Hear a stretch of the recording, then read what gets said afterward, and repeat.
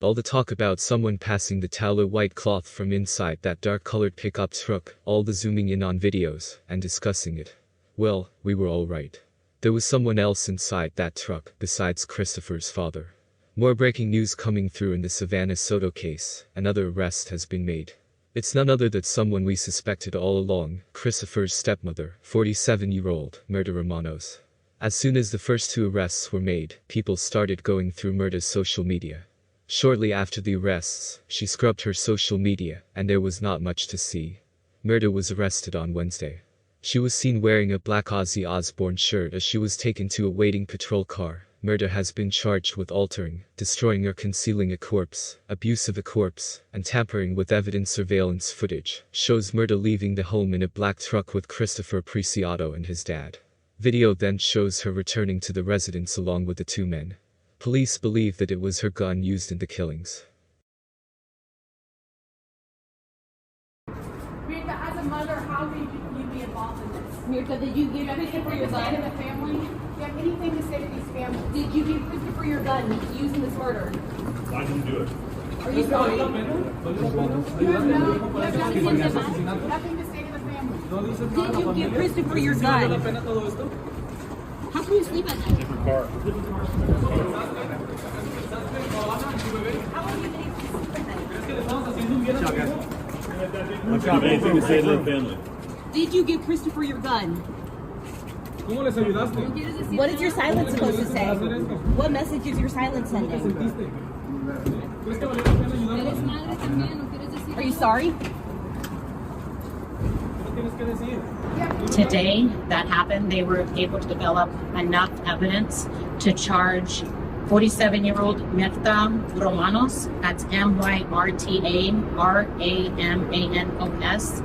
She is believed to be, I'm not sure exactly what the relationship is, but maybe a stepmother to Christopher, 19-year-old Christopher.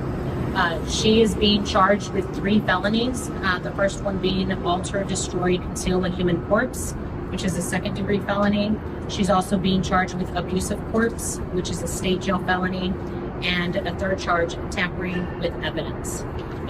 Through our forensic unit, we were able to develop information from surveillance video that shows Miss Romanos involved the night of the murder.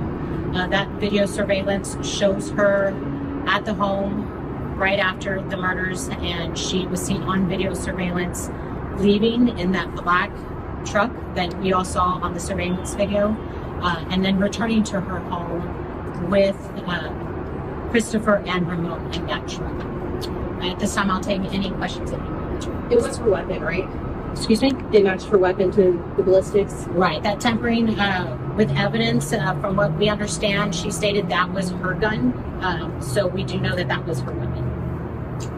And do they believe they were killed in that home? And what was the stepmom's role allegedly in the murders? I'm not sure exactly where. We haven't released any of that information. I'm not sure what the circumstances were, but we do know she was involved in helping get rid of the evidence concerning those bodies. On the 3rd, you guys were under the impression that there were only 2 suspects, or had said that there were 2 suspects that were arrested? No, our homicide detectives were aware early on in the investigation that there wasn't a 3rd person involved. We know that from the video surveillance when there is that towel that everyone's talked about being thrown.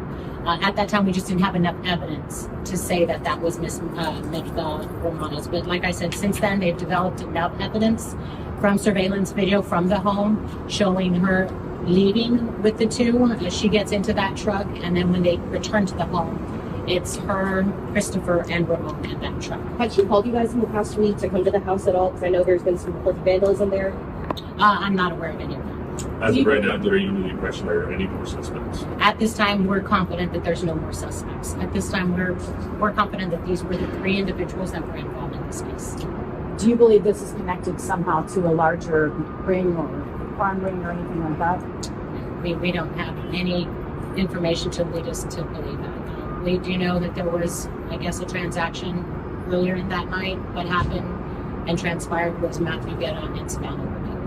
Excuse me, do you have to speak Spanish? So you guys still don't know where they were killed, like if it was at the home or somewhere else? We believe it was in that area, right near there. How cooperative was she? How cooperative was she? You know, I know there was a search warrant that was issued a few days ago. There was a search warrant, so they had the authority to go into that home. Today, I don't believe she said much. What happened to the towel? I don't have that information. Any question? Did she confess today? She wasn't cooperative today. Thank you guys. She's a step